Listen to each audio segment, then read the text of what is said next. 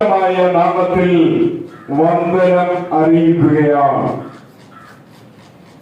ദൈവസന്നിധിയിലാണല്ലോ നാം ആയിരിക്കുന്നത്.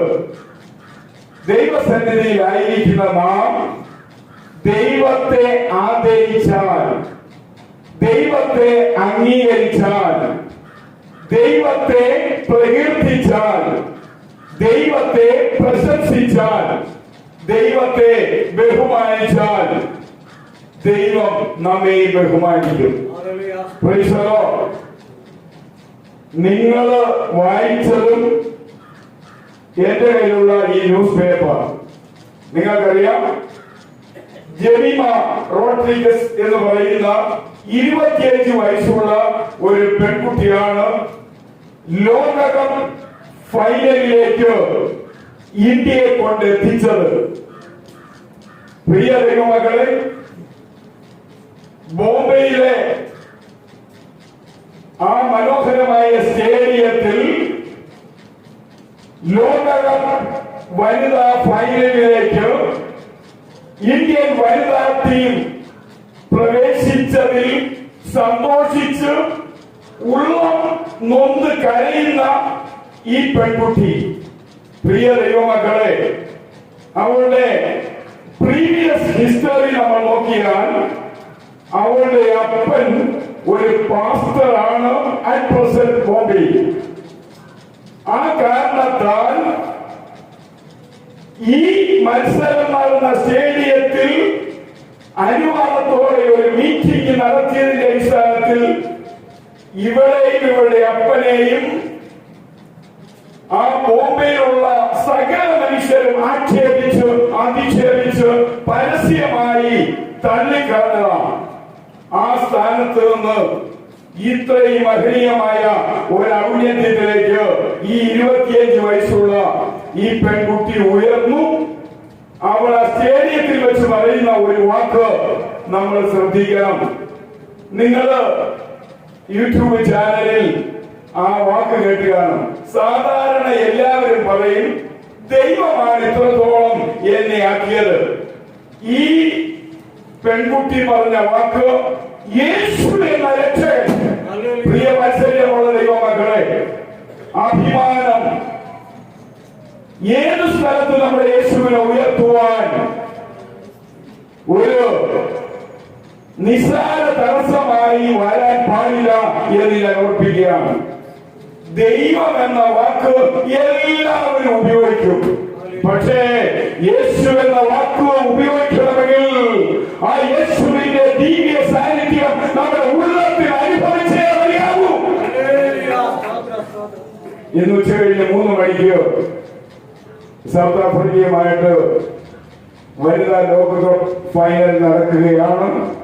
ലോകം മുഴുവനും ഉറ്റുനോക്കുന്ന ഒരു പെൺകുട്ടിയാണ് ഈ 25 വയസ്സുകാരി എന്ന് കർത്താവിന്റെ നാമത്തിൽ ഞാൻ ഓർപ്പിക്കുകയാണ്.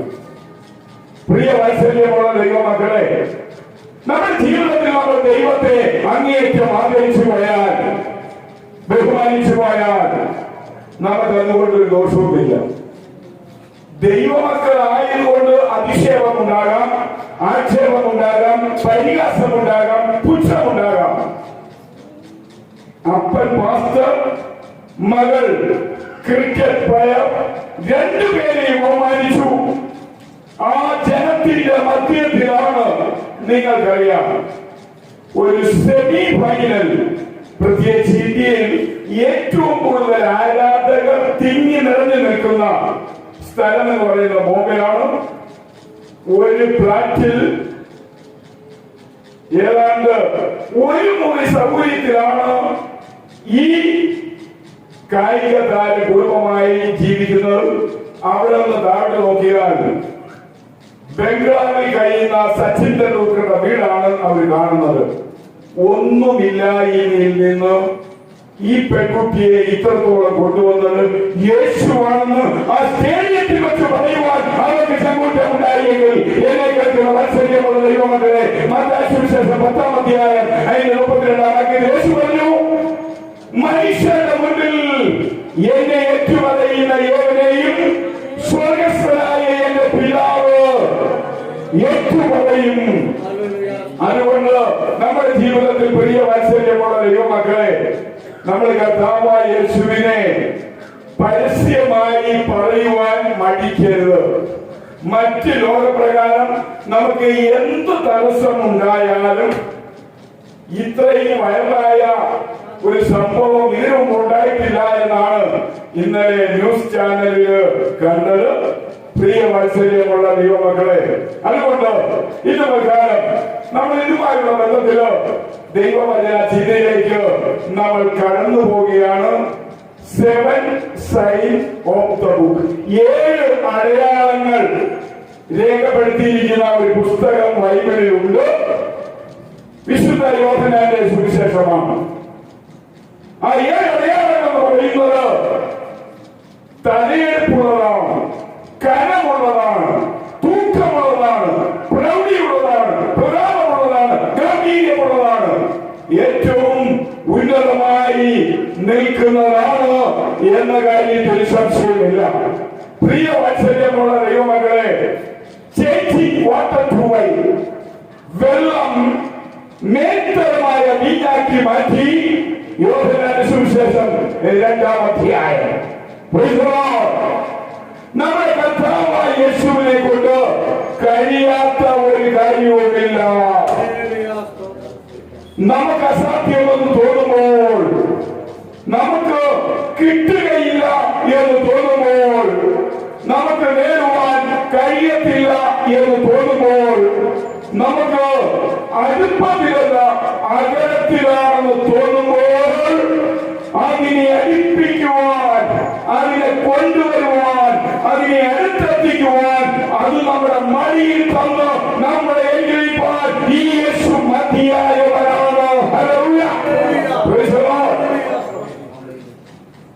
അവരാൽ കഴിയാത്ത വല്ല കാര്യവുമുണ്ടോ? 100 വയസ്സിലേക്ക് കടന്ന, 90 വയസ്സിലേക്ക് കടന്ന അബ്രഹാം സാറ ദമ്പതികളോട് എന്റെ ദൈവം ചോദിക്കുകയാണ്, അവനാൽ കഴിയാത്ത വല്ല കാര്യവുമുണ്ടോ? ഇല്ല. അതുകൊണ്ട് പ്രിയ ദൈവമക്കളെ, നമ്മുടെ ദൈവം വലിയവനാണ്. ലോകം നമ്മളെ പൂജിച്ചു തള്ളുമ്പോൾ, ലോകം നമ്മളെ പരസ്യമായി അനാദരവിലേക്ക് ചവിട്ടി താഴ്ത്തുമ്പോൾ, ആർക്കും നമ്മളെ വേണ്ടാത്ത ഒരവസ്ഥയിൽ നമ്മെ ആദരിക്കുവാൻ ഒരുവനുണ്ട്. അവന്റെ പേരാണ് യേശു. അതുകൊണ്ടാണ് ഈ പ്രയർ ആ മനോഹരമായ സ്റ്റേഡിയത്തിൽ 10,000 ഒരുമിച്ച് കൂടി നിൽക്കുന്ന സദസ്സിൽ വെച്ച് പറഞ്ഞത്, ഇത്രത്തോളം എന്നെ കൊണ്ടുവന്നത് എന്റെ യേശുവാണ്. ആ വാക്കിന് വിലയുണ്ട്. ദൈവം എന്ന വാക്കല്ല ഉപയോഗിച്ചത്. എല്ലാവരും ദൈവം എന്ന വാക്ക് ഉപയോഗിക്കും. ആരാണ് ആ ദൈവം എന്ന വാക്കിന്റെ ഉള്ളിലെ സത്തയെന്ന് ആ പറയുന്നവർക്ക് അറിയുള്ളൂ. നമ്മൾ യേശുവിനെ കുറിച്ച് പറയുമ്പോൾ യേശു രക്ഷകനാണ്. ആമേൻ. യേശു എന്ന വാക്കിന്റെ രക്ഷകൻ. പ്രിയ വാത്സല്യമുള്ള ദൈവമക്കളെ, നമ്മളെ രക്ഷിക്കുവാൻ, ഏതവസ്ഥയിലും നമ്മളെ കൈവിടാതെ രക്ഷിക്കുവാൻ ഒറ്റയൊരുത്തൻ മാത്രമേ ഉള്ളൂ. അത് കർത്താവായ യേശുവാണ്. കാനാനിലെ കല്യാണ വീട്ടിൽ ജനങ്ങൾ ഒഴുകിക്കൊണ്ടിരിക്കുകയാണ്. അവർക്ക് ഒഴുകുവാൻ കരുതി വച്ചിരുന്നത് തീർന്നുപോയി. എന്ത് പറയും ജനത്തോട്? എങ്ങനെ അവരെ ആദരിക്കും? എങ്ങനെ അവരെ ബഹുമാനിക്കും? എങ്ങനെ അവരെ ഉൾക്കൊള്ളും? എങ്ങനെ അവരെ സ്വീകരിക്കും? ഈ മാനസിക സംഘട്ടനം മുറ്റി നിൽക്കുമ്പോൾ, പ്രിയ വാത്സല്യമുള്ള ദൈവമക്കളെ, വീഞ്ഞ് തീർന്നു പോയി എന്ന് കർത്താവായ യേശുവിന്റെ ചെവിയിൽ തന്റെ അമ്മയാണ് ഈ വാർത്ത അറിയിക്കുന്നത്. കാനാവിലെ കല്യാണ വീട്ടിൽ വെച്ച് മറിയ സ്വർഗത്തോളം ഉയർത്തപ്പെടുകയാണ്. ആമേൻ. ആവശ്യ സമയത്ത് മറിയയുടെ ഒഴിച്ചു നിർത്താൻ പാടില്ലാത്ത ഡിവൈൻ പ്രസൻസ്. മറ്റാരും അത് പറയുവാനില്ല. തന്റെ അമ്മയ്ക്ക് തോന്നി തന്റെ മകൻ വലിയവനാണ്, തന്റെ മകൻ ശക്തനാണ്, തന്റെ മകൻ ഉന്നതനാണ്, അവനാൽ അസാധ്യമായ ഒരു കാര്യമില്ല. മകനെ നീങ്ങി തീർന്നു പോയി. രക്തബന്ധത്തിൽ മറിയുടെ ഒരു കുടുംബമാണ് ഈ കല്യാണ വീട്. അതുകൊണ്ട് അവിടുത്തെ പരിമിതമായ അവസ്ഥയിൽ മറിയയ്ക്കും മാനസിക പ്രയാസമുണ്ട്. ഭരണികളിൽ വെള്ളം നിറയ്ക്കുവാൻ പറഞ്ഞു, വിളമ്പിക്കൊടുക്കുവാൻ പറഞ്ഞു. ഓരോരുത്തരുടെയും മുന്നിൽ വീഞ്ഞെത്തുന്നതിന് മുമ്പ് കലവറക്കാരൻ അതിന്റെ രുചി നോക്കിയപ്പോൾ പാലസ്തീൻ നാട്ടിൽ ഉത്പാദിപ്പിച്ച ഒന്നാം തരം മുന്തിരിയുടെ വീഞ്ഞിനേക്കാൾ നല്ലതാണ് ഈ വീഞ്ഞ്. എന്നെ കേൾക്കുന്ന വാത്സല്യമുള്ള ദൈവമക്കളെ, യേശു തന്നാൽ നല്ലത് തരൂ. യേശു തന്നാൽ ഏറെ നല്ലത് തരൂ. യേശു തന്നാൽ ഏറ്റവും നല്ലത് തരൂ. ആമേൻ, ആമേൻ. പ്രിയവാത്സല്യമുള്ള ദൈവമക്കളെ, അതുകൊണ്ടാണ് ഈ യേശുവിനെ നമ്മൾ മഹാനായി കാണേണ്ടത്. ഈ യേശുവിനെ നമ്മൾ മാനിക്കണമെന്ന് വേദപുസ്തക പ്രകാരം നമ്മൾ അറിയുന്നത്. കാനാനിലെ കല്യാണ വീട്ടിൽ യേശുവിനെ മാനിച്ചതിന്റെ അടയാളമാണ് യേശുവിനോട് യേശുവിന്റെ അമ്മ മറിയ ചെന്ന് പറഞ്ഞത്, മകനെ വീഞ്ഞില്ല. കേട്ടോ, നമ്മൾ യേശുവിന് ചെയ്യാൻ കഴിവുള്ളവൻ എന്ന രീതിയിൽ മാത്രം കാണരുത്. യേശുവിനെയാണ് വീട്ടിൽ ആദരിക്കാനുണ്ടായിരുന്ന ഏക വ്യക്തി. വീഞ്ഞിന്റെ ഉത്പാദകരുണ്ട്, അതിന്റെ സപ്ലൈകർത്താക്കളുണ്ട്, അതിനെ വിതരണം ചെയ്യുന്നവരെല്ലാം ഉണ്ട്. ഇവരോട് ആരോടും പറഞ്ഞില്ല. പിടിയോ, യേശുവിനോട് മാത്രം പറഞ്ഞു. അതാണ് എന്റെ ഫോക്കസ്. യേശു മാത്രമേ അവിടെ എല്ലാവരെക്കാൾ വഴി മാനിക്കപ്പെടുവാൻ ആഗ്രഹമായിട്ടൊരുവനുള്ളൂ. അവനെ മാനിച്ചതിന്റെ ഫലം അവിടെ അനുഭവിച്ചു.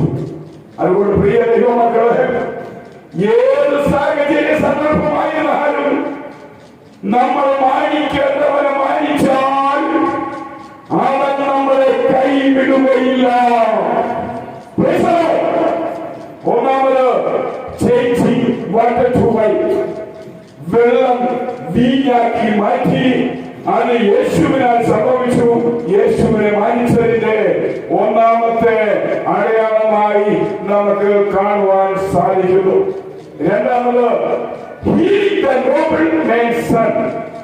രാജഭൃത്യ എന്ന ഒരു മനുഷ്യന്റെ മകനെ സൗഖ്യമാക്കുകയാണ്. യോഹന്നാൻ എഴുതിയ സുവിശേഷം 4-ാം അധ്യായം അതിന്റെ 46 മുതൽ ഉള്ള വാക്യങ്ങൾ നമ്മൾ വായിക്കുമ്പോൾ, അവൻ പിന്നെയും താൻ വെള്ളം വീഞ്ഞാക്കിയ ഗലീലായിലെ കാനാവിൽ വന്നു. മകൻ രോഗിയായിരുന്ന ഒരു രാജഭൃത്യൻ കഫർന്നഹൂമിൽ ഉണ്ടായിരുന്നു.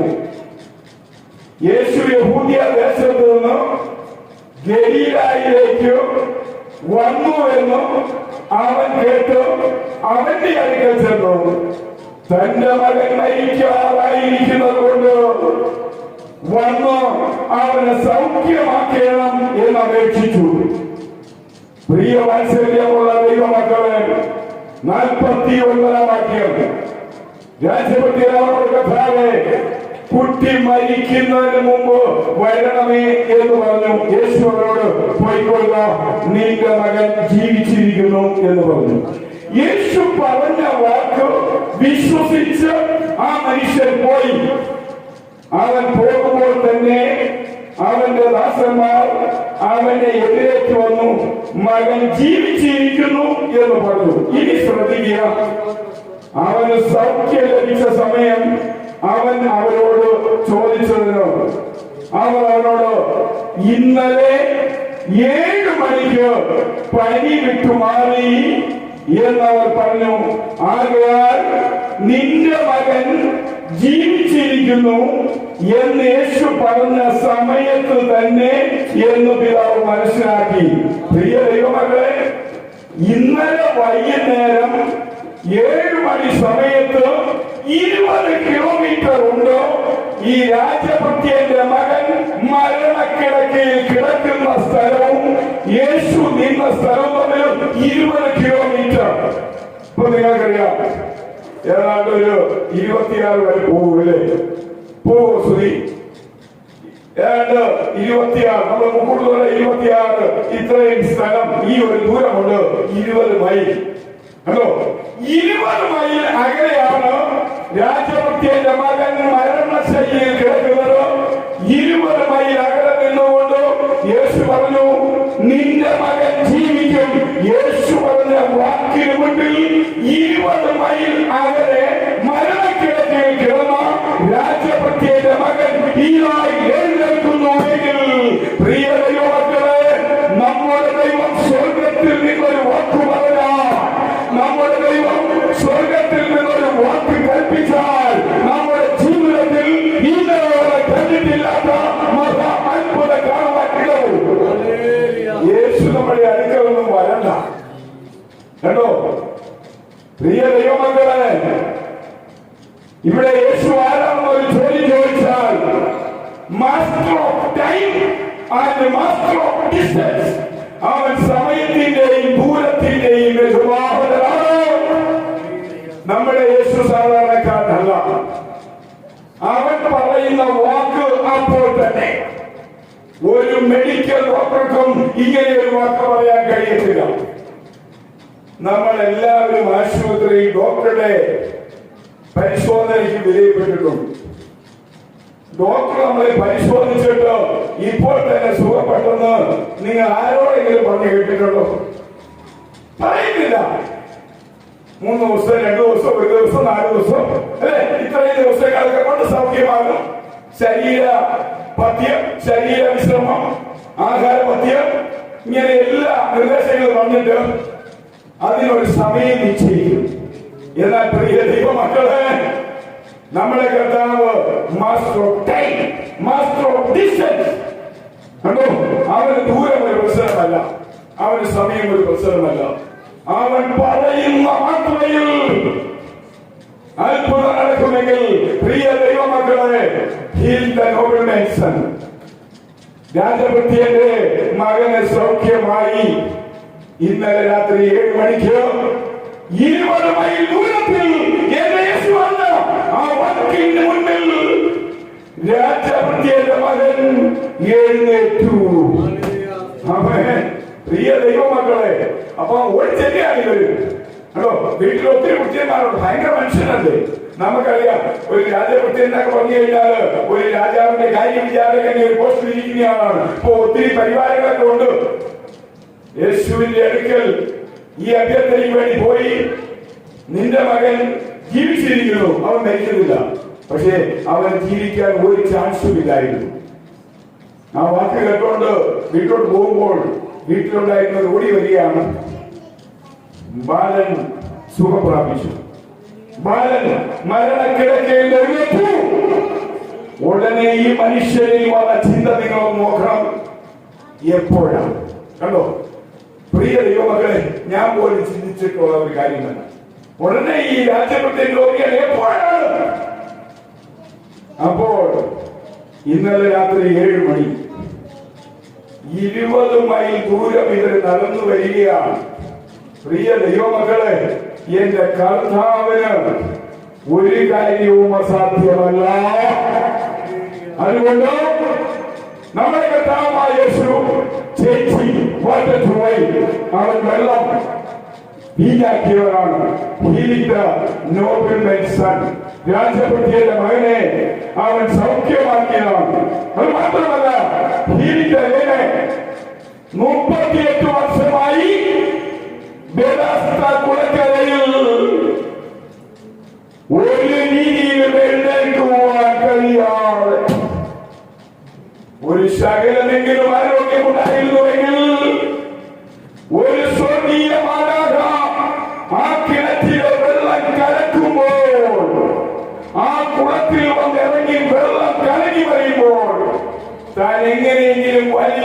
അതിന്റെ അടുക്കലേക്ക് ചെന്നേനെ. പ്രിയ ദൈവമക്കളെ, 38 വർഷമായിട്ട് ആരോരുമില്ലാതെ, സഹായമില്ലാതെ, സംരക്ഷണമില്ലാതെ, സൂക്ഷിപ്പില്ലാതെ, ആശ്രിതരില്ലാതെ പെറ്റ തള്ള പോലും ഉപേക്ഷിക്കപ്പെട്ട മനുഷ്യൻ. പ്രിയ ദൈവമക്കളെ, അവൻ ജനിച്ച മാത്രമേ ഈ പരുവമായതുകൊണ്ട് അവന്റെ ജന്മത്തിന് മുമ്പ് അവന്റെ അപ്പൻ മരിച്ചിരിക്കാൻ സാധ്യതയുള്ളതുകൊണ്ട് എങ്ങനെ ഈ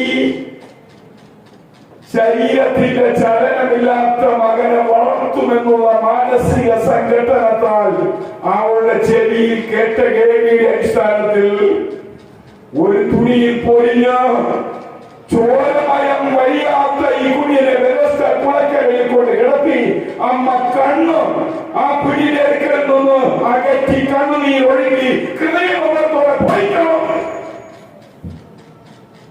ആരെങ്കിലും ഈ കുഞ്ഞിനോട് കരുണ കാണിക്കണമേ എന്നുള്ള ഹൃദയവേദനയോടെ 38 വർഷമായിട്ട് ഈ കുഞ്ഞങ്ങനെ കിടക്കുകയാണ്. ആരും സഹകരിച്ചില്ല, ആരും സഹായിച്ചില്ല, ആരും തുറച്ചില്ല. അമ്മ ഈ വാർത്ത ഇതുവരെ കേട്ടിട്ടില്ല. എന്റെ മകൻ ആ കുളക്കരയിൽ എഴുന്നേറ്റ് പോയോ, ജീവിക്കുന്നുണ്ടോ, മരിച്ചു പോയോ? പ്രിയ വാത്സല്യമുള്ള ദൈവമക്കളെ, 38 വർഷമായി നമ്മുടെ കർത്താവായ യേശു ആ ബെഥസ്ദ കുളക്കരയിൽ ചെന്നത് ഇവനെ മാത്രം ഉദ്ദേശിച്ചാണ്. നിങ്ങളുടെ ബൈബിൾ യോഹന്നാൻ സുവിശേഷം 5-ാം അധ്യായം നല്ലപോലെ വായിക്കണം. യേശുവിന് ആ കുളക്കരയിൽ ചെല്ലേണ്ട ആവശ്യമില്ല. എന്നെ കണ്ടുള്ള വാത്സല്യമുള്ള ദൈവമക്കളെ, എല്ലാവരും നമ്മളെ തഴഞ്ഞു കളയുമ്പോൾ, എല്ലാവരും നമ്മളെ തള്ളിക്കളയുമ്പോൾ, എല്ലാവരും നമ്മളെ വെറുത്ത് കളയുമ്പോൾ, എല്ലാവരും നമ്മളെ കൈവിട്ട് കളയുമ്പോൾ, ആർക്ക് നമ്മളെ വേണ്ട എന്ന് തോന്നി ഉറുമ്പരിക്കുമ്പോൾ, ഉറുമ്പരിച്ച് നമ്മുടെ അവയവങ്ങളെ ഉന്മൂലനം ചെയ്യുമ്പോൾ ഇതാ ഇറങ്ങി വരുന്നുണ്ട്. പ്രിയ വാത്സല്യമുള്ള ദൈവമക്കളെ, ഈ പെൺകുട്ടി വന്നതുപോലെ ഈ സ്റ്റേഡിയത്തിൽ വെച്ച് എന്നെയും എന്റെ അപ്പനെയും ഈ നാട്ടിലെ ജനങ്ങൾ ആക്ഷേപിച്ചു. ആ സ്റ്റേഡിയത്തിൽ വെച്ച് ലോകത്തിന്റെ നെറുകയിൽ എന്നെ കൊണ്ടെത്തിച്ചത് ജീസസ് ഒഴി. അതുകൊണ്ട് പ്രിയ ദൈവമക്കളെ, ആ അവഗണനയുടെ അന്ത്യത്തിൽ നമ്മെ തേടി വരുന്ന ഒരുവനുണ്ട്, അവൻ യേശുവാണ്. ഇവരെ പോലെ ആരെങ്കിലും ഉണ്ടോ? ഇല്ല. പ്രിയ വാത്സല്യമുള്ള ദൈവമക്കളെ, വെള്ളം വീഞ്ഞാക്കി, രാജവൃത്തിയുടെ സൗഖ്യമാക്കി. മൂന്നാമത് 38 വർഷം ബെഥസ്ദ കുളക്കരയിൽ കിടക്കുന്ന തളർവാദ രോഗി. യേശു അവന്റെ അടുക്കൽ ചെന്ന് അവരോട് ചോദിക്കുകയാണ്, നിനക്ക് സുഖപ്പെടാൻ മനസ്സുണ്ടോ? മനസ്സുണ്ട് എന്ന് അവൻ പറഞ്ഞില്ല. അവൻ പറഞ്ഞ വാക്കിലാണ്, sir, I have no name. അല്ലയോ യജമാനനെ, എനിക്കായിട്ട് ആരുമില്ല. ആരുമില്ലാത്തവർക്ക് വേണ്ടി ഒരുവനുണ്ട്, അവന്റെ പേരാണ് ജീസസ്. എല്ലാം കൊണ്ടും മതി മറന്നവന് യേശുവിന്റെ ആവശ്യമില്ല. ആവശ്യം മുറ്റി നിൽക്കുന്നവനാണ് യേശുവിനെ കൊണ്ട് ആവശ്യം. എനിക്കാരുമില്ല. കർത്താവായ യേശു അവനോട് പറഞ്ഞു, stand up, take up and walk up. നീ എഴുന്നേറ്റ് 38 വർഷം കിടന്ന കിടക്കയും എടുത്തുകൊണ്ട് നീ പൊക്കോ. ഇനി നീ ഇവിടെ കിടക്കാൻ കഴിയും. നമ്മുടെ യേശു ചെയ്യുന്നത് അവസാനം വാക്കായി. അവനൊന്ന് ചെയ്താൽ അതിനപ്പുറം ചെയ്യാൻ ആരും ഉണ്ടാവില്ല. യോഹന്നാൻ 5-ാം അധ്യായം 14-ാം വാക്യം നമ്മൾ വായിച്ചാൽ ഈ മനുഷ്യനെ പിന്നെ നമ്മൾ കാണുന്നത് യേശുവിനെ പള്ളിയിൽ വെച്ചാണ്. ആ പള്ളിയിൽ ആ സമയം യേശു ഉണ്ട്. യേശു അവനോട് പറയുന്ന കാര്യം, അനന്തരം യേശു അവനെ ദൈവാലയത്തിൽ വെച്ച് കണ്ട് അവനോട്, നോക്കുക, നിനക്ക് സൗഖ്യമായല്ലോ, അധികം തിന്മയായി ഭവിക്കാതിരിക്കാൻ ഇനിയും പാപം ചെയ്യരുത്. No more sin. നമ്മുടെ ഉദ്ദേശമല്ലേ കർത്താവെന്ന ഏറ്റവും വലിയ മഹാൻ, ഏറ്റവും ഉന്നതനായവൻ, നമ്മളിൽ നിന്ന് അവൻ ആഗ്രഹിക്കുന്ന ഒന്നും അവന്റെ നാമത്തിലുള്ള ആലയത്തിൽ നമ്മുടെ പ്രസൻസ് അവൻ പ്രതീക്ഷിക്കും. അങ്ങനെ അവിടെ ശേഷമുള്ള കാണുകയാണ്, നിനക്ക് സൗഖ്യമായല്ലോ, ഇനി തിന്മയായത് അധികം ചെയ്യരുത്. കേട്ടോ പ്രിയ ദൈവമക്കളെ, ദൈവാലയത്തിലേക്ക് നമ്മൾ വന്നാൽ നമ്മുടെ ജീവിതത്തിനൊരു ചിന്തയില്ല, ഒരു ക്രമീകരണം ഉണ്ടാകും, ഒരു മാറ്റം ഉണ്ടാകും, ഒരു രൂപാന്തരം ഉണ്ടാകും. അതിനുവേണ്ടിയാണ് ദൈവാലയത്തിലേക്ക് വരുന്നത്. പ്രിയ ദൈവമക്കളെ, ഒന്നുമില്ലാത്തവരായി പള്ളിയിലേക്ക് കയറിയെങ്കിൽ ഇവിടെ ഇറങ്ങി പോകുമ്പോൾ എല്ലാം ഉള്ളവരായിട്ട് ഇറങ്ങിപ്പോകും. ആമേൻ. അതുകൊണ്ട് പ്രിയ വാത്സല്യമുള്ള ദൈവമക്കളെ, നാലാമത് ഫീഡിംഗ് ദ 5,000. 5 അപ്പം കൊണ്ട് 5000 തീറ്റി വയറ് നിറച്ചവനാണ്.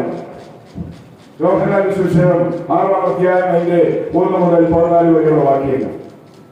ഫീഡിംഗ് ദ 5,000 നമ്മളെ തീറ്റി പോറ്റുവാൻ പ്രിയ ദൈവമക്കളുടെ ഒരുവനുണ്ട്. ഞാൻ വീണ്ടും പറയട്ടെ, വറ്റാത്ത കണ്ണുനീർ ഒപ്പിയ ശേഷമാണ് അവൻ നമ്മളെ ഫീഡിംഗ് ചെയ്യുന്നത്. കണ്ടോ, സൗഖ്യമാകാതെ മാനസിക സംഘടന മുറ്റി കുളക്കരയിൽ കിടന്നവനെ അവിടുന്ന് എത്രത്തോളം ആനന്ദകരമായ ഒരു അവസ്ഥയിലേക്ക് അവൻ നയിച്ചു. ആദ്യം അവൻ നമ്മളെ സുഖപ്പെടുത്തും, രണ്ടാമത് അവൻ നമ്മളെ തീറ്റിപ്പുറ്റി. ഹലോ പ്രിയ ദൈവമക്കളെ, പാപമോചനമെന്ന സൗഖ്യം നമ്പർ 1 ദൈവവചനമെന്ന മായമില്ലാത്ത പാൽ നമ്പർ 2. അതുകൊണ്ട് പ്രിയ വാത്സല്യമുള്ള ദൈവമക്കളെ, അവൻ വെള്ളം വീഞ്ഞാക്കി രാജപ്രത്യേകമായി സൗഖ്യമാക്കി. 38 വർഷം തളർവാദ രോഗിയായി കിടന്നവരെ സുഖപ്പെടുത്തി. 5 അപ്പം കൊണ്ട് 5000 പോഷിപ്പിച്ചു. 6ാമത് നോക്കുകയാണെങ്കിൽ 5ാമത്തെ പോയിന്റിൽ വാക്ക് ഓൺ ദ വാട്ടർ, അവൻ വെള്ളത്തിന്റെ മീതെ നടന്നു. ഒരുത്തൻ ചെയ്തിട്ടില്ല. പ്രിയ ദൈവമക്കളെ, രാത്രിയുടെ 4-ാമത്തിൽ ഞങ്ങൾ നശിക്കുന്നതിൽ നിനക്ക് വിചാരമില്ലയോ എന്ന് ഗലീല കടലിൽ പടകുകൾ മുങ്ങിത്താണ് ജീവൻ പണയം വെച്ച് അണിഞ്ഞു തൊഴുമ്പോൾ ഇതാ ഒരുവൻ വരികയാണ്. വെള്ളത്തിന്റെ മുകളിലൂടെ നടന്ന് അവനൊരു ബോട്ടിന്റെ ആവശ്യമില്ല, അവനൊരു കപ്പലിന്റെ ആവശ്യമില്ല, അവനൊരു ഫ്ലൈറ്റിന്റെ ആവശ്യമില്ല, അവനൊരു ട്രെയിനിയോ ബസിന്റെയോ കാറിന്റെയോ ബൈക്കിന്റെ ആവശ്യമില്ല. പ്രിയ ദൈവമക്കളെ, നമ്മുടെ കർത്താവ് അവൻ വെള്ളത്തിന്റെ മീതെ നടന്നു വരികയാണ്. യോബിന്റെ പുസ്തകത്തിൽ നിന്ന് ഒരു വാക്യം വായിച്ചാൽ ആ വെള്ളത്തിൽ അവൻ നടന്നു വരുന്നതിനെ കുറിച്ച് നമുക്ക് യോബിന്റെ പുസ്തകം 9-ാം അധ്യായം അതിന്റെ 8-ാം വാക്യം ഒന്ന് വായിക്കുമ്പോൾ അവിടെ നമുക്ക് ഇങ്ങനെ കാണുവാൻ സാധിക്കുന്നു. യോബിന്റെ പുസ്തകം 9-ാം അധ്യായം 8-ാം വാക്യം അതിന്റെ 7 മുതൽ ഞാൻ വായിക്കാം. അവൻ സൂര്യനോട് കൽപ്പിക്കുന്നു, അത് ഉദിക്കാതിരിക്കുന്നില്ല. അവൻ നക്ഷത്രങ്ങളെ മൂടി പൊതിഞ്ഞു മുദ്രയിടുന്നു. 9-ാം വാക്യം, അവൻ തനിയെ ആകാശത്തിൽ ഇരിക്കുന്നു, സമുദ്രത്തിലെ തിരമാലകളിൽ മേൽ അവൻ നടക്കുന്നു. പ്രിയ ദൈവമക്കളെ, ഈ വാക്കിനെ നമ്മൾ മൂലഭാഷയിലേക്ക് കടന്ന് ചിന്തിക്കുമ്പോൾ തിരമാലകളെ തൊഴിച്ചു ചവിട്ടി മെതിച്ചുകൊണ്ട് അവൻ പോയി എന്നാണ്. പ്രിയ ദൈവമക്കളെ, 4-ാം യാമത്തിൽ ഗലീല കടൽ തിരമാലകൾ കയറിയിറങ്ങി തന്റെ ശിഷ്യന്മാരുടെ പടകിനെ മുക്കി കൊല്ലുവാൻ പോകുമ്പോൾ എന്റെ യേശു പൊന്തി മറിയുന്ന തിരമാലകളെ ആദ്യം പൊഴിക്കുന്നു, രണ്ടാമത് ചവിട്ടുന്നു, മൂന്നാമത് മെതിച്ചുകൊണ്ടാണ് വരുന്നത്. നിങ്ങൾക്കറിയാം, ലോകത്തിൽ ആർക്കെങ്കിലും ചെയ്യാൻ പറ്റുമോ? തിരമാലകളെ തൊഴിച്ച് ചവിട്ടി മെതിച്ചുകൊണ്ട് അടങ്ങി ഇരിക്കുകയാണ്. അവരുടെ അടുത്തേക്ക് ശരിയാണ്. യേശു വന്നിട്ട് ഒരു വാക്ക് പറഞ്ഞു, അവരോടല്ല, കടലെ നീ അടങ്ങുക. പ്രിയ വാത്സല്യമുള്ള ദൈവമക്കളെ, നമ്മുടെ കർത്താവ് എത്ര വലിയവനാണ്. മാസ്റ്റർ ഓഫ് എലിമെന്റ്സ്, മൂലപദാർത്ഥങ്ങളുടെ പേര്. പ്രിയ ദൈവമക്കളെ, അധികാരമുള്ള യജമാനനാണ് എന്റെ യജമാനൻ.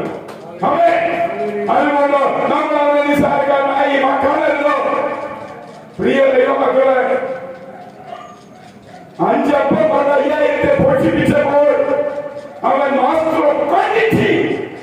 അവൻ എണ്ണങ്ങളുടെ മേൽ, ബഹുത്വങ്ങളുടെ മേൽ അവൻ അധികാരമുള്ള ഗുരുവാണെങ്കിൽ, ഇവിടെ അവൻ പ്രിയ ദൈവമക്കളെ മൂലപദാർത്ഥത്തിന്റെ മേൽ, മൂലധാതുവിന്റെ മേൽ അധികാരമുള്ളവൻ. അവനെ അനുസരിക്കാത്ത ഒന്നും തന്നെ ഈ ലോകത്തിലില്ല. പ്രിയ വാത്സല്യമുള്ള ദൈവമക്കളെ, എത്ര ഭയങ്കരമാണ്. നമ്മൾ നോക്കുകയാണെങ്കിൽ ദാനിയേൽ പ്രവചനത്തിൽ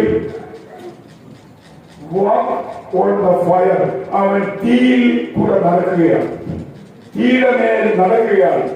3 എബ്രായ ബാലന്മാരെ നെബൂഖദ്നേസറിന്റെ അഗ്നികുണ്ഡത്തിൽ കൊണ്ടിട്ടു. ദാനിയേൽ 3-ാം അധ്യായം 25-ാം വാക്യം. നെബൂഖദ്നേസർ രാജാവ് ചെന്ന് നോക്കുകയാണ്, ഈ 3 പേരും കൊണ്ടു. അവർ നല്ല മാംസം എല്ലാം ഭാഗമായി ഉണങ്ങി കഴിഞ്ഞിരിക്കുകയാണോ എന്ന് നോക്കുമ്പോൾ 3 പേരെ കൊണ്ടിട്ടു. ഇതാ 4 പേര് ആ തീ കൂടി നടക്കുകയാണ്. നെബൂഖദ്നേസർ നോക്കിയപ്പോൾ 4-ാമത്തോടെ കണ്ടിട്ട് സ്വർഗീയ മാലാഖയെ പോലെ തോന്നി. 3 പേര് അഗ്നിയിൽ വെന്തെഴുമ്പോൾ 4-ാമനായി എന്റെ യേശുവിനെ ഇറങ്ങി വന്നു. പ്രിയ ദൈവമക്കളെ, അതാണ് പ്രിയ വാത്സല്യമുള്ള ദൈവമക്കളെ, ഈ ജനീമ റോഡ്രിഗസ് പറഞ്ഞല്ലോ, എന്റെയും എന്റെ അപ്പനെയും അപമാനിച്ചു ഭക്ഷിച്ച ബോംബെയിൽ ഈ സ്റ്റേഡിയത്തിൽ എന്നെ വരോളം ഉയർത്തിയത് എന്റെ യേശുവാണ്. അതുകൊണ്ട് പ്രിയ വാത്സല്യമുള്ള ദൈവമക്കളെ, നമ്മുടെ ജീവിതത്തിൽ നമ്മൾ മറന്നു പോകാതെ ഈ കാര്യങ്ങൾ അറിഞ്ഞിരിക്കുക. ഒന്നാമത്, ചേച്ചി വാട്ടർ ടു വൈൻ, അവൻ വെള്ളം വീണാക്കി. 2ാമത്, നോബിൾ മാൻ സൺ, രാജപുത്രിയുടെ മകനെ അവൻ സൗഖ്യമാക്കി. 3ാമത്, 37 വർഷം തളർവാദ രോഗിയായി കിടന്ന മനുഷ്യനെ അവൻ സൗഖ്യമാക്കി. 4ാമത്, 5000 പേരെ അവൻ ആഹാരത്താക്കി പോഷിപ്പിച്ചു. 6ാമത്, വാക്ക് ഓൺ ദ വാട്ടർ, അവൻ വെള്ളത്തിന്റെ മീതെ നടന്നു. അത് മാത്രമല്ല, പ്രിയ വാത്സല്യമുള്ള ദൈവമക്കളെ, healing the man born bite, അവൻ അന്ധനായവന് കാഴ്ച നൽകി. യോഹന്നാന്റെ സുവിശേഷം 9-ാം അധ്യായം. അവന്റെ മാതാപിതാക്കൾ എത്രയോ പാരപ്പെടുമ്പോൾ, വേദനപ്പെടുമ്പോൾ, ജന്മനാ കുരുടൻ യേശു എന്താണ് ചെയ്തറിയാമോ? അവന്റെ കണ്ണിൽ കൈവച്ച് അവനെ സുഖമാക്കി കൊടുത്തു. മറ്റുള്ളവർ യേശുവിനോട് ചോദിച്ചു, ഇവന്റെ അമ്മയപ്പന്മാരുടെ തെറ്റുകൊണ്ടാണോ ഇവൻ പിറവിയിലെ കുരുടനായി തീർന്നത്? യേശു അതിനൊന്നും അവരുടെ ചോദ്യത്തിന് വഴങ്ങിയില്ല. യേശു പറഞ്ഞു, അവനെ എന്റെ അടുക്കൽ കൊണ്ടുവരിക. പ്രിയ വാത്സല്യമുള്ള ദൈവമക്കളെ, യേശു തുപ്പൽ കൊണ്ട് ചേർന്ന് നനച്ച് അവന്റെ കണ്ണിൽ പൊതിഞ്ഞിട്ട് ശീലോഹം, ഐക്യപ്പെട്ടവരുടെ അർത്ഥമുള്ള ശീലോഹ എന്ന കുളത്തിൽ പോയി കഴുകാൻ പറഞ്ഞു. അവൻ പോയി കണ്ണ് കാണുന്നവനായ യേശുവിന്റെ അരികിലേക്ക് വന്നു. പ്രിയ ദൈവമക്കളെ, നാം ആയിരിക്കുന്നത് പോലെ അവന്റെ അടുക്കൽ ചെന്നാൽ നാം ആകേണ്ടത് പോലെ ആക്കി അവൻ പറഞ്ഞയക്കും. അതുകൊണ്ട് നമ്മുടെ ജീവിതത്തിൽ പ്രിയ വാത്സല്യമുള്ള ദൈവമക്കളെ, നമ്മുടെ കർത്താവ് എല്ലാറ്റിനും മതിയാകനാണ്. അവസാനമായി മരിച്ച ലാസറിനെ അവൻ മരണത്തിൽ നിന്ന് ഉയർപ്പിച്ചു. അവൻ ബെഥാനിയായി ലാസറിന്റെ കല്ലറയിലേക്ക് പോവുകയാണ്. വഴിയിൽ വെച്ച് തന്റെ 2 സഹോദരിമാർ യേശുവിന് ഇഷ്ടപ്പെട്ടവരാണ്. അവര് യേശുവുമായി സഹകരിച്ചു. യേശുവിനോട് കാര്യങ്ങളെല്ലാം പറഞ്ഞു. കുറച്ചുകൂടെ യേശുവിന് പ്രിയമുള്ള മറിയ, ആ മറിയ യേശുവിന്റെ അടുക്കൽ തന്നെ നിന്നു. യേശുവിനോട് ഇങ്ങനെ പറയാണ്, യജമാനനെ ഗുരു അങ്ങനെയുണ്ടായിരുന്നെങ്കിൽ ഞങ്ങളുടെ സഹോദരൻ മരിക്കത്തില്ലായിരുന്നു. വേദനിച്ച മറിയുടെ ഹൃദയം നല്ലതുപോലെ അറിഞ്ഞ യേശു പറയാണ്, ജീവിച്ചിരുന്നതിൽ വിശ്വസിക്കുന്നവൻ മരിച്ചാലും വിശ്വസിക്കും. നീ ഇത് വിശ്വസിക്കുന്നു മരിയേ? കർത്താവേ പുനരുത്ഥാന നാളിൽ നമ്മള് പ്രിയ ദൈവമക്കളെ, യേശു മറിയയും ഒരുമിച്ച് കല്ലറയ്ക്ക് ചെന്നു. യേശു ചോദിക്കുകയാണ്, 100 കണക്കിന് കല്ലറകൾ നിറഞ്ഞിരിക്കുന്ന യഹൂദന്മാരുടെ കല്ലറ തോട്ടത്തിലേക്ക് ചെന്ന് യേശു ചോദിക്കുകയാണ്, നിന്റെ പ്രിയ സഹോദരനെ നീ മരണാനന്തരം കൊണ്ടടക്കിയ കല്ലറ ഏതാണ്? ഒരു നെയ്മോടും അവിടെയില്ല. കല്ലറ മറിയ കാണിച്ചു കൊടുത്തു. യേശു പറഞ്ഞു, അതിന്റെ അടപ്പ് നീ മാറ്റണം. പ്രിയ ദൈവമക്കളെ, നമുക്കറിയാം യഹൂദന്മാരുടെ രീതി അനുസരിച്ച് നമ്മളെ പോലെയല്ല. വലിയ പാറ പിളർന്ന് പാറ നല്ലതുപോലെ മുറിച്ച് അതിനകത്ത് ശവപ്പെട്ടി വക്കത്തെ കൊണ്ട് ഉണ്ടാക്കി അങ്ങനെ ആ കല്ലിന്റെ മുടി കൊണ്ട് ആ ശവക്കുഴി അടയ്ക്കുന്ന രീതിയാണ്. അവൻ കല്ലറ മാറ്റിയപ്പോൾ ദുർഗന്ധം പുറത്തേക്ക് വമിച്ചു. നാറ്റമുണ്ട്. വെച്ചിട്ട് 4 ദിവസമായി. ഒന്നുമില്ലായ്മയിൽ നിന്ന് മണ്ണെടുത്ത് മനുഷ്യനെ ഉണ്ടാക്കി നാസദാരത്തിലേക്ക് ജീവന്റെ ശ്വാസം നൽകി അവനെ ജീവിച്ചോളൂ എന്ന് പറഞ്ഞയച്ച യേശുവിന്റെ മുന്നിൽ 4 ദിവസത്തെ ദുർഗന്ധം ഒന്നുമല്ല. യേശു സ്വർഗത്തിലേക്ക് കഴിഞ്ഞ് ഉയർത്തി.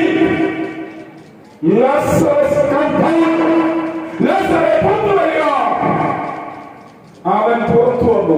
യേശു ഒന്നുകൂടെ മറിയോട് പറഞ്ഞു, അവന്റെ കെട്ടുകൾ അഴിച്ചു പോകട്ടെ. നീ ഇനി അവൻ ഒരിക്കലും എഴുന്നേറ്റ് വരത്തില്ല എന്ന് വിചാരിച്ചാണ് കെട്ടി വെച്ചത്. നമ്മളൊക്കെ എങ്ങനെയാണ് ചെയ്യുന്നത്? സാധനം വെച്ച് അടക്കത്തിന് മുമ്പ് കൈകാലൊക്കെ പിടിച്ചു കെട്ടും. എന്റെ കെട്ടാതിരിക്കുന്നു നല്ലതാണെന്ന്. അത് എവിടുന്ന് വന്ന ഒരു ആചാരമാണ്. ഇതായിരിക്കാം എനിക്ക് തോന്നുന്നത് കെട്ടാതിരിക്കുന്ന നല്ലതാണ്. കാരണം കെട്ടിയാലും കെട്ടിയില്ലേ എഴുന്നേറ്റ് പോലും. പിന്നെ ഇത് എത്ര ദിവസത്തിന് കെട്ടൊക്കെ പോകുന്നറിയാമോ? നമ്മളെല്ലാം കൊണ്ടാണ് കെട്ടുന്നത്. പ്ലാസ്റ്റിക് അല്ലെങ്കിൽ ചാണകം ഇതൊന്നും കൊണ്ടല്ല കെട്ടുന്നത്, തുണി കൊണ്ടാണ് കെട്ടുന്നത് അല്ലേ? അതൊക്കെ ഏറ്റവും അധികം ഈ ചെതലരിക്കുന്നതായിരുന്നു. അതുകൊണ്ട് കെട്ടാതെ വെച്ചാൽ ഇച്ചിലൂടെ എഴുന്നേറ്റ് പോകാൻ വലിയ ബലം പ്രയോഗിക്കാതെ എഴുന്നേറ്റ് പോകുന്ന എനിക്ക് തോന്നുകയാണ്. അതുകൊണ്ട് കെട്ടികളായിരിക്കാം അവർ പോയിക്കൊള്ളത് നമ്മളെ സ്വതന്ത്രമായി വിടുവാൻ, മാറ്റി വിടുവാൻ, കെട്ടികൾ പൊട്ടിച്ചു നമ്മളെ മുക്തരായി പറഞ്ഞേക്കുവാൻ കഴിവുള്ള യേശുണ്ട്.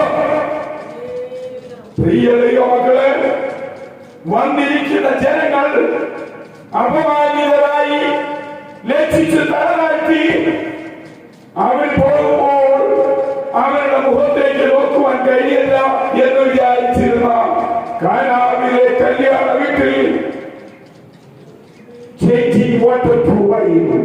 അവൻ വെള്ളം വീഞ്ഞാക്കി മാറ്റിയെങ്കിൽ 4 ദിവസമായി കല്ലറയിൽ കിടന്ന പുറത്തു വരികയെന്ന് തന്റെ സഹോദരിക്ക് നാറ്റമില്ലാത്ത രാസത്തെ ഏൽപ്പിച്ചു കൊടുത്ത യേശുവിന്റെ കാര്യങ്ങളിൽ ഇതുവരെ നമ്മളെ ഏൽപ്പിച്ചു കൊടുക്കാൻ കർത്താവേ, ഞാൻ ഒന്നുമല്ല, പോലെയുള്ളവനാണ് കർത്താവേ, കുറവുള്ളവനാണ് കർത്താവേ, അപാകതയുള്ളവനാണ് കർത്താവേ. പാകപ്പുഴകളുണ്ടോ? ജീവിതം നിരാശാജനകമാണ്, ജീവിതം പ്രയാസകരമാണ്, ജീവിതം വിഷമകരമാണ്, ജീവിതം സങ്കടകരമാണ്, ജീവിതം ഒരു മുന്നോട്ടുള്ള കാഴ്ചയും കാണാത്ത അവസ്ഥയിൽ പോകുമ്പോൾ എന്നെ ഉദ്ധരിക്കുവാൻ, എന്നെ ഉദ്ദേശത്തോടെ ഉണർത്തുവാൻ, എന്നെ ആരോഗ്യത്തോടെ നടത്തുവാൻ, എന്റെ ആയുസിന്റെ വഴിയിൽ പെരുമരണത്തിന്റെ മുന്നിൽ രക്ഷപ്പെടുത്തുവാൻ കഴിവുള്ള അങ്ങയുടെ സന്നിധിയിൽ എന്റെ ജീവിതത്തെ ഏൽപ്പിക്കുകയാണ് നാഥാ. ഞങ്ങൾ രാത്രി മുഴുവൻ അധ്വാനിച്ചിട്ടും ഒന്നും കിട്ടിയില്ല. ഈ പ്രായം വരെ നമ്മുടെ ജീവിതത്തിൽ നമുക്കൊന്നുമില്ല. എന്നാൽ ഈ പ്രായം വരെയും ഒന്നുമില്ല എന്ന് തോന്നുന്നു നമുക്ക്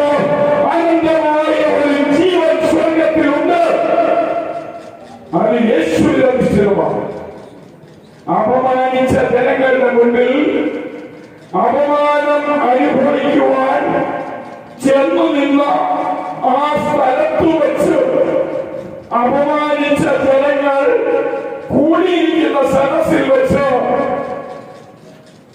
ആ കായിക താരത്തെ എന്റെ ദൈവം വാനോളം ഉയർത്തിയെങ്കിൽ അവർക്ക് പറയാനുള്ള ഏക ഉത്തരം ലോകകപ്പ് ഫൈനലിൽ സൗത്ത് ആഫ്രിക്കയോട് പോരാടുവാൻ ഇന്ത്യ എന്ന രാജ്യത്തെ വനിതാ ടീമിനെ എത്തിച്ചതിന്റെ പിന്നിൽ